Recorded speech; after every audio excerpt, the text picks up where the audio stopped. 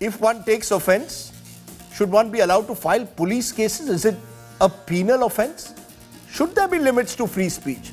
And why are politicians particularly scared of stand-up comedians? Dr. Abhinav Chandrachud, advocate, Bombay High Court and author, Republic of Rhetoric, Free Speech and the Constitution of India, joins me. Rajat Sethi, author and political analyst and closely associated with the BJP, joins me. Nalin Yadav is a stand-up comedian who was arrested earlier this year, along with Munawar Qureshi, at a time when they hadn't even performed their act. Thank you all very much for joining me on the show tonight. I just want to ask you first, Nalin, आप अपनी कहानी बताएंगे? आप 50 दिन jail में थे. What happened? क्या हुआ था? 58 days, sir. And it's a request. Can I speak in Hindi, please? बिल्कुल बिल्कुल हिंदी में बोलिए. हमें लिए थोड़ा ज़्यादा आसान होगा. बिल्कुल बिल्कुल. हाँ, शुक्रिया सर. तो मैं जैसे आज बात हो रही है कि लाइक किसी कॉमेडियन ने कहीं पे कोई जोक किया है, जस्ट अ जोक, और उस पर FIR हो चुकी है. सो ऐसे ही कुछ हुआ था मेरे साथ. इवन मैंने तो वो जोक किया भी नहीं था. मैं तो बस एक शख्स के साथ में था जिसके साथ ये सब हो रहा था उस वक्त. मैं बस वहाँ उसे प्रोटेक्ट करने में लगा हुआ था. उसकी वजह से मैं 58 डेज़ जेल में रहा हूँ. जस्ट मेरे स्टेटमेंट है, मेरा जो सेट मैंने किया था वो हाई कोर्ट में स्टेटमेंट है.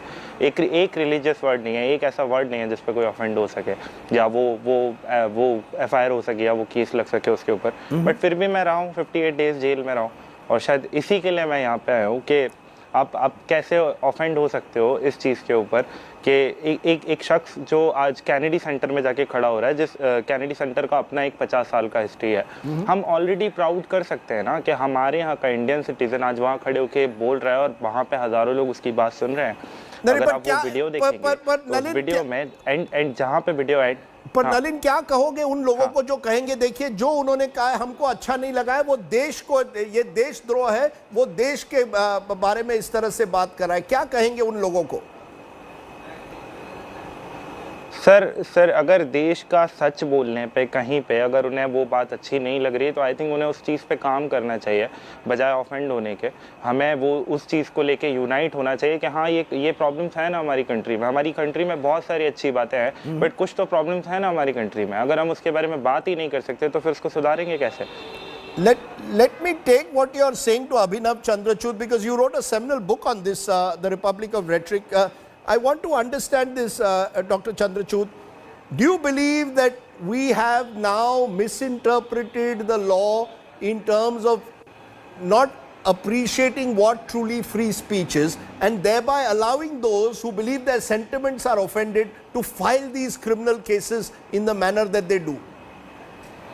So Rajdeep, that's a very interesting question, and I think that there's a quote that's very often attributed wrongly to Voltaire, which I think best encapsulates what the essence of the free speech law in the country is.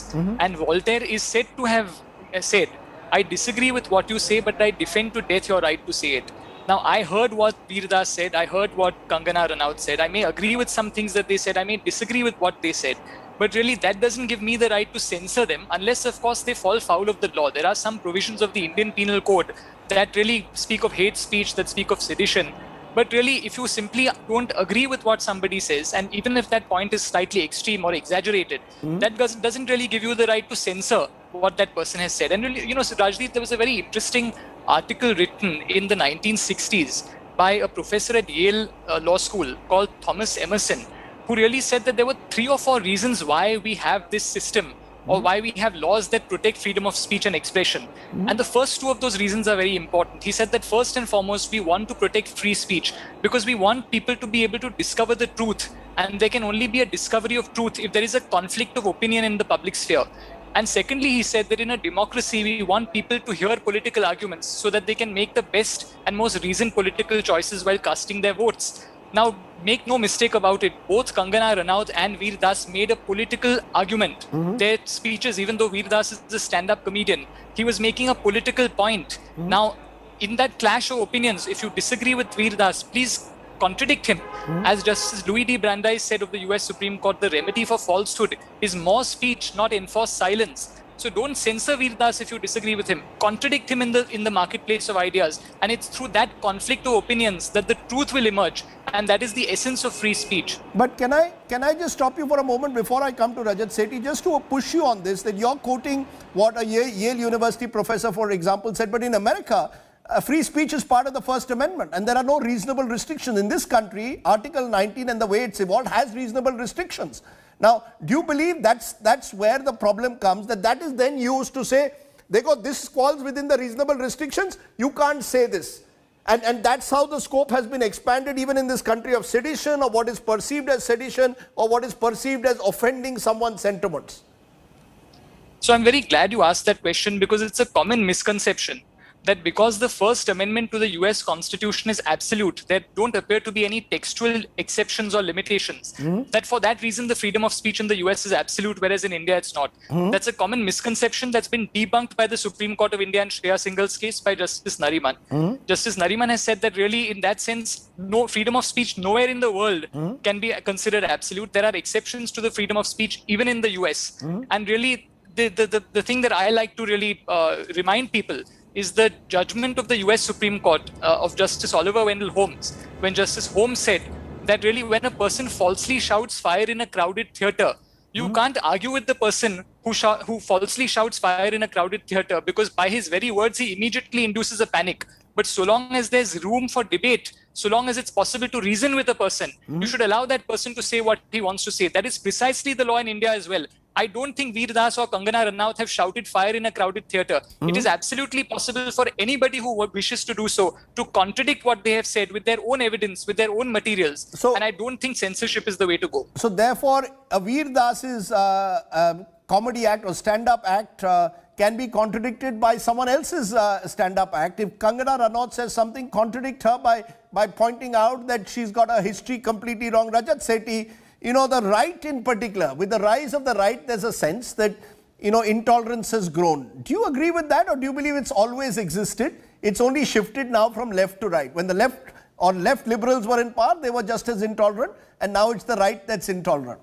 This is all abuse of power. Rajdeep ji, aren't there enough examples from history to say that it's pretty secular that way? Governments and all kinds of political personalities historically have been outraged on even very, very small things. You took up the example of Professor Mahapatra. I think the moot philosophical point is that can the right to outrage people be a one-way street? I personally feel that if you believe in that absolutist kind of a notion, then you should also keep in mind that right to get offended should also be seen as closely stapled with the right to offend. And if that is the case, all that people who are outraging on, say, Veer Das, how are they booking their protests? They're just going on social media and trying to register their protests. What's wrong with that? What's fundamentally wrong with that? Nothing wrong with registering your protest, but no, abuse, threats, criminal cases. So if I start filing FIRs, the problem, Rajat, is when FIRs are filed. Rajdeep ji, what I understand is that few people believe that this is what he said is falls under purview of breaking the law, and therefore they've gone in and filed those complaints. Now it is up to the law of the land to go through the case, understand where are the boundaries that need to be drawn, especially from the letter and spirit of what is mentioned. And therefore, I think both the parties are trying to be a little more reactive. And these, there is a habit that I personally have seen, that I'm trying to connect dots, that failed brands, failed actors, all of these people, just to garner cheap publicity, they go out on this rampage of giving generalized statements and try and defame religion, majority religion, the country. It's because it's so easy to do that. But do you, are you telling, what is it about Veer Das's comments that offend you? I personally don't know that. If he has made broad generalizations, let me tell you, Rajdeep, I studied in the US. When I studied there for 3 years, both the institutions at MIT and Harvard, I can tell you, common students over there used to come up to me and say that do rapes happen so frequently in India? And genuinely, people who are interested in even visiting our country and understanding this great civilization have this constant fear that if you go there, you'll get raped. But NCR, one minute, Rajat. I'm sorry to intervene. NCRB data in 2019 showed that a woman is sexually assaulted every 15 minutes. Now, he's a stand-up. Compare it with the No, US. he's a So many stand-up. rapes go That's.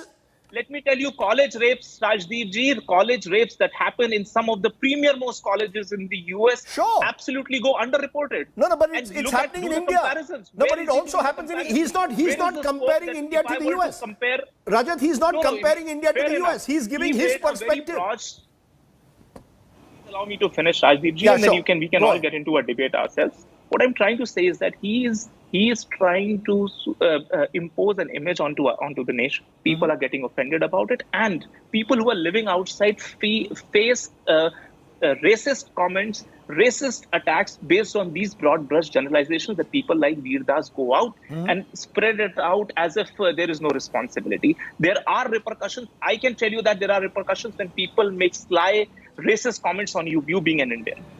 Do And I think you this is where the see it disturbance- as criminal, Rajat? Do you see what Veer Das has said as a criminal I act? personally feel I am an absolutist when it comes to free speech, personally speaking. But I also believe that it has to be absolute in its absolute sense.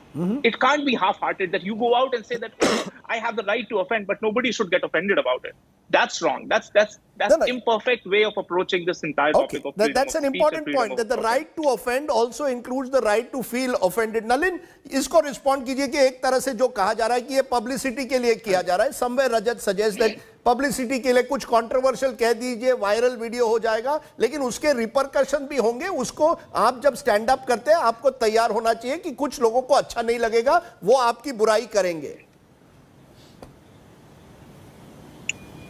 मैं बस इतना कहना चाहता हूँ कि एक joke है वो, आप उस पर क्वेश्चन कर सकते हैं. अगर आपको अच्छा नहीं लगा, आप नहीं सुन सकते, आप उस पर क्वेश्चन कर सकते हैं कि वो जोक गलत है. But just for a joke अगर आप उस पर एफआईआर करेंगे, लाइक मेरे 58 दिन अब वापस नहीं आएंगे ना. मैंने कुछ किया था या नहीं किया था वो मुझे नहीं पता, but just for a joke कोई जेल जा सकता है इस देश में. जस्ट फॉर अ जोक लोग गालियाँ दे सकते हैं, जस्ट फॉर अ जोक लोग डेथ थ्रेट दे सकते हैं. क्या ये ऑफेंड होना है? आप ऑफेंड हो ही है ना, आप क्वेश्चन करिए, बट ये कौन सा तरीका है?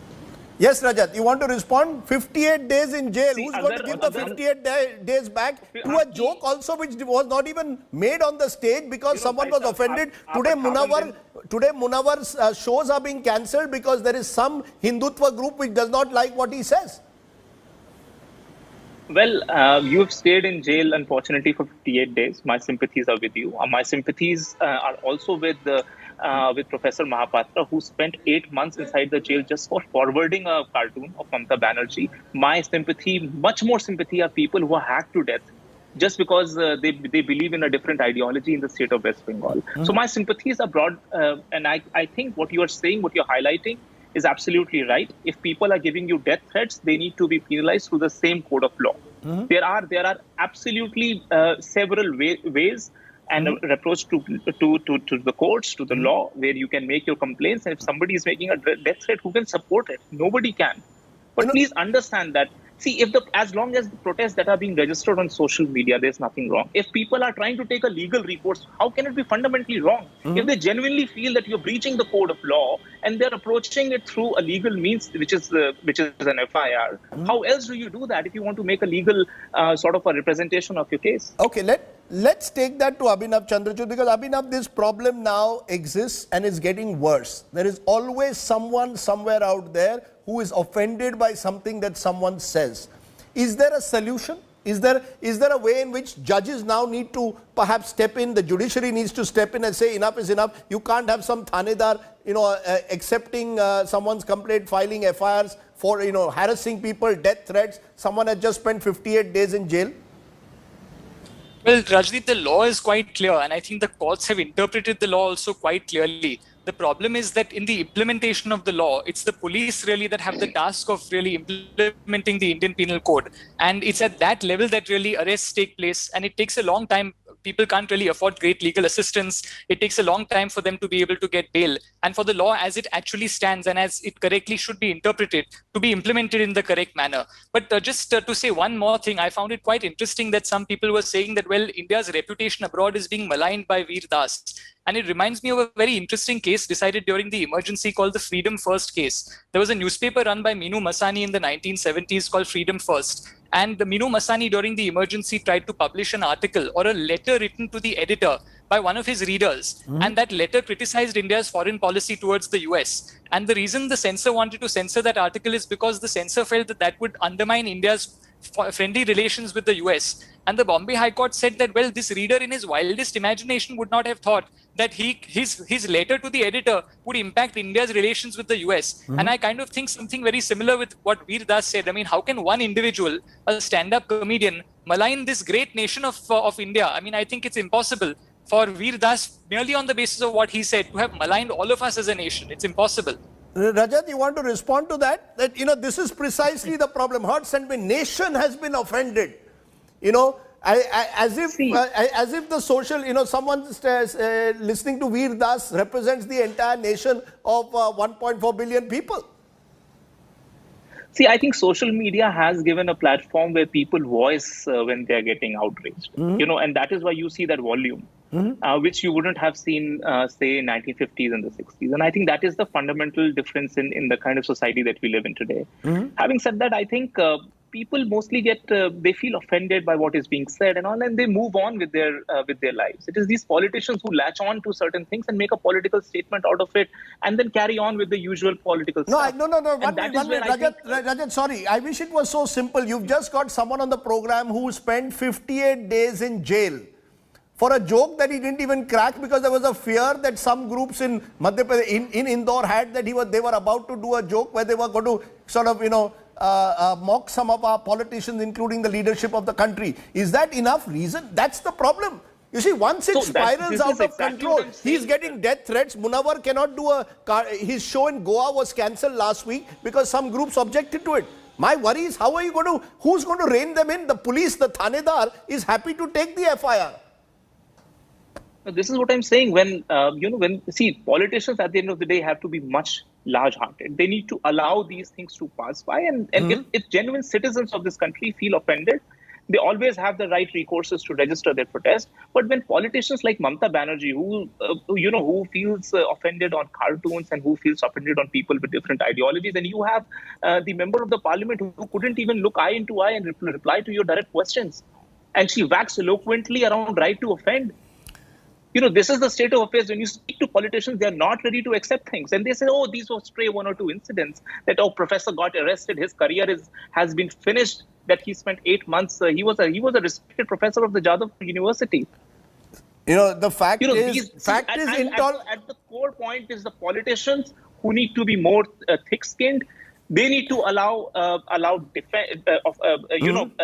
dissent of some sort. Dissent and right to offend, these are very pious terms. I mean, especially dissent. Okay. And this should not be maligned with people who are out there for cheap gimmicks. There are a lot of brands these days who adopt these cheap gimmicks to offend a large section of the population and get on to their cheap thrills and cheap publicity. And that is something that we as a nation need to address. And that's the moot point. Even if they do cheap publicity can be ignored. It can take you so far. You can be offended, but you cannot throw people into jail for it. Nalin, आपको देश को कोई संदेश देना है. 58 दिन आपने jail में गुजारे हैं.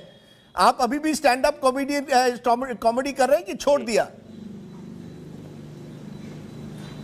नहीं सर, कर रहा हूँ, बहुत ट्राई कर रहा हूँ.